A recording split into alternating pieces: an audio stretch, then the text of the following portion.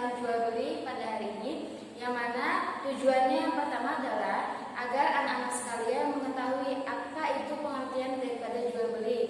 Yang kedua, mengetahui hukum daripada jual beli itu sendiri, serta syarat dan rukun daripada jual beli. Dan yang terakhir, mengetahui jual beli apa saja yang dibolehkan dan yang tidak dibolehkan atau diharamkan dalam Islam. Nah, baiklah anak-anak sekalian, silakan diperhatikan video selanjutnya dari Ibu mengenai materi kita hari ini. Baiklah, langsung saja kita mulai materi kita pada pertemuan kali ini mengenai tentang jual beli. Yang pertama yaitu pengertian dari jual beli. Jual beli secara bahasa adalah menukar sesuatu dengan sesuatu. Itu tadi secara bahasanya, sedangkan secara istilah atau syara, jual beli yaitu akad tukar menukar harta dengan harta yang lain melalui tata cara yang telah ditentukan oleh hukum Islam.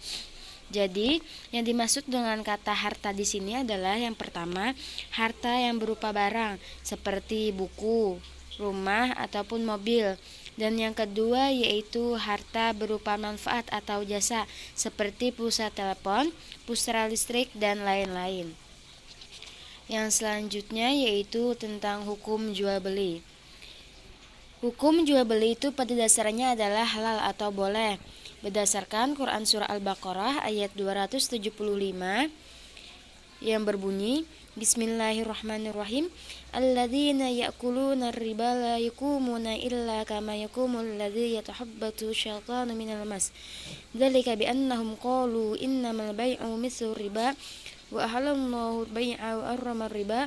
Faman ja'ahu mau'izatun min rabbih fantaha falahu ma salaf wa amruhu ila Allah wa man 'ada fa ulaika ashabun nar hum fiha khalidun. Yang artinya, orang-orang yang makan atau mengambil riba tidak dapat berdiri melainkan seperti berdirinya orang yang kemasukan syaitan lantaran tekanan penyakit gila. Keadaan mereka yang demikian itu adalah disebabkan mereka berkata atau berpendapat sesungguhnya jual beli itu sama dengan riba, padahal Allah telah menghalalkan jual beli dan mengharamkan riba. Orang-orang yang telah sampai kepadanya larangan dari Tuhannya lalu terus berhenti dari mengambil riba, maka baginya apa yang telah diambilnya dahulu sebelum datang larangan, dan urusannya terserah kepada Allah. Orang yang kembali mengambil riba, maka orang itu adalah penghuni neraka dan mereka akan kekal di dalamnya. Quran Surah Al-Baqarah ayat 275. Selain Quran Surah Al-Baqarah ayat 275, juga ada Quran Surah An-Nisa ayat 29 yang menjelaskan tentang hukum jual beli.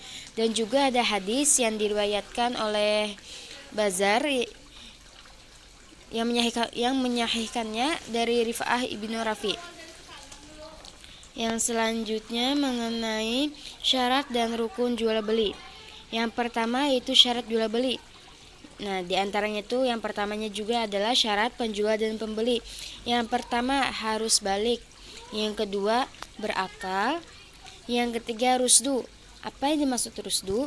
Rusdu yaitu memiliki kemampuan untuk bisa melaksanakan urusan agama dan mengelola keuangan dengan baik.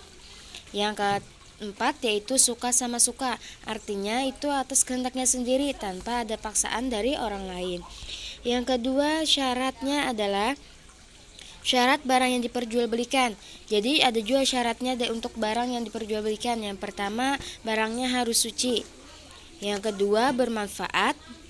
Yang ketiga, dalam penguasaan penjual dan pembeli. Yang keempat, dapat diserah terimakan. Dan yang kelima, barangnya, kadarnya dan sifat harus diketahui oleh penjual maupun pembeli. Yang selanjutnya adalah syarat ucapan serah terima atau ijab kabul. Nah, jadi ijab kabul dapat dilakukan dengan kata-kata penyerahan dan penerimaan. Nah, ijab itu artinya ucapan penjual kepada pembeli, sedangkan kabul adalah ucapan penerimaan dari pembeli. Yang terakhir yaitu yang keempat, syarat alat transaksi jual beli. Jadi, alat transaksi jual beli itu haruslah alat yang bernilai dan diakui secara umum penggunaannya. Yang selanjutnya yaitu mengenai rukun jual beli. Jadi rukun jual beli ini ada 3. Yang pertama akid. Apa itu akid? Akid itu artinya pihak yang bertransaksi. Yang kedua, ma'qud alaih, artinya mencakup barang yang dijual harganya. Dan yang ketiga yaitu sigat ijab kabul, artinya ucapan serah terima dari penjual maupun dari pembeli. Yang selanjutnya yaitu mengenai macam-macam jual beli. Yang pertama ada bai sahihah, dan yang kedua itu ada bai fasidah. Bai sahihah itu akad jual beli yang telah memenuhi syarat dan rukunnya, dan bai sahihah ini terbagi menjadi 10 macam. Sedangkan yang kedua itu macam daripada jual beli yaitu bai fasidah, yaitu akad jual beli yang tidak memenuhi salah satu atau seluruh syarat dan rukunnya. Jadi bai fasidah ini terbagi menjadi 5 macam. Yang pertama, jual beli sistem ijon. Apa itu jual beli sistem ijon? Maksudnya adalah jual beli hasil tanaman yang masih belum nyata buahnya, belum ada isinya, belum ada buahnya, seperti jual beli padi yang masih muda, ataupun jual beli mangga masih berwujud bunga. Nah, semua itu kemungkinannya bisa rusak masih besar, yang akan dapat merugikan kedua belah pihak. Yang kedua yaitu jual beli barang haram. Nah, jadi jual beli barang yang diharamkan itu hukumnya tidak sah dan dilarang serta karena haram hukumnya. Contohnya seperti jual beli minuman keras, bangkai, darah, daging babi, dan juga patung berhala. Yang ketiga yaitu jual beli sperma hewan. Kenapa jadi jual beli sperma hewan itu terlarang? Karena jual beli sperma hewan itu tidak sah, karena sperma tidak dapat diketahui kadarnya dan tidak dapat diterima wujudnya. Yang keempat yaitu jual beli anak binatang yang masih dalam kandungan induknya. Nah, ini dilarang karena belum jelas kemungkinannya ketika lahir hidup ataupun mati.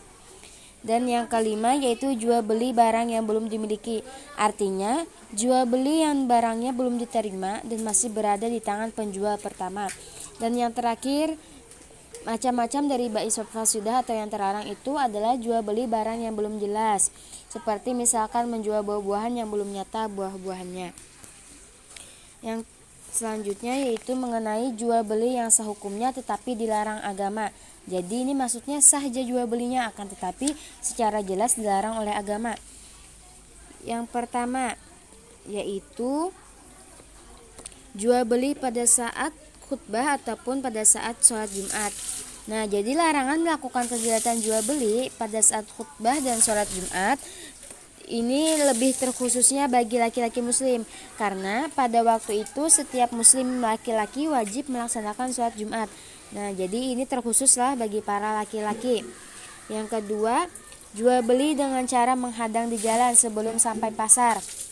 Nah, maksudnya ini adalah jual beli seperti ini penjual tidak mengetahui harga pasar yang sebenarnya, karena dengan tujuan barang akan dibeli dengan harga yang serendah-rendahnya.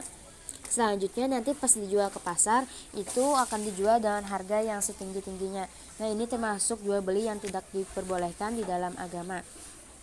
Yang selanjutnya yaitu jual beli dengan niat menimbun barang. Nah, ini jual beli yang nyata tidak terpuji lah. Nah, makanya itu dilarang, karena pada saat orang-orang banyak membutuhkan justru ia malah menimbun dan akan dijual dengan harga setinggi-tingginya pada saat barang-barang yang ia timbun itu langka. Dan yang keempat yaitu jual beli dengan cara mengurangi ukuran dan juga timbangan.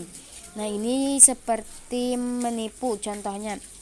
Nah, misalkan ingin menjual minyak tanah dengan mengatakan 1 liter, padahal minyak tanahnya itu tidak sampai 1 liter. Itu tadi salah satu contoh daripada jual beli dengan cara mengurangi ukuran ataupun timbangan. Yang selanjutnya yaitu jual beli dengan cara mengecoh. Nah, jual beli ini termasuk juga menipu, makanya itu dilarang. Karena misalkan contohnya tadi penjual mangga meletakkan mangga yang bagus-bagus itu di atas, sedangkan mangga-mangga yang busuk itu ditaruh di bawah, sehingga ketika orang membeli melihatnya itu bahwa mangga-mangganya itu masih bagus-bagus, padahal cuma di atasnya aja yang bagus, yang di bawahnya itu sudah busuk-busuk. Dan yang terakhir yaitu jual beli barang yang masih dalam tawaran orang lain. Nah, jadilah apabila masih terjadi tawar-menawar antara penjual dan pembeli, hendaknya penjual tidak menjual kepada orang lain.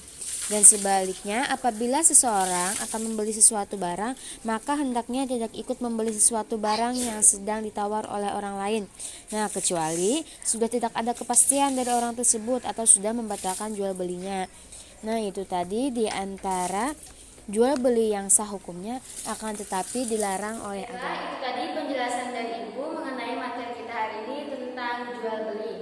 Ibu harap anak-anak sekalian memperhatikan dengan sesama dan juga nantinya bisa memahami dan mengamalkan mengenai materi kita tadi. Dan selanjutnya Ibu akan memberikan beberapa soal. Ibu harap anak-anak bisa menjawab dengan benar dan tepat. Ya, cukup sekian pertemuan kita pada hari ini. Salah hilaf Ibu mohon dimaafkan. Ihdinas siratal mustaqim.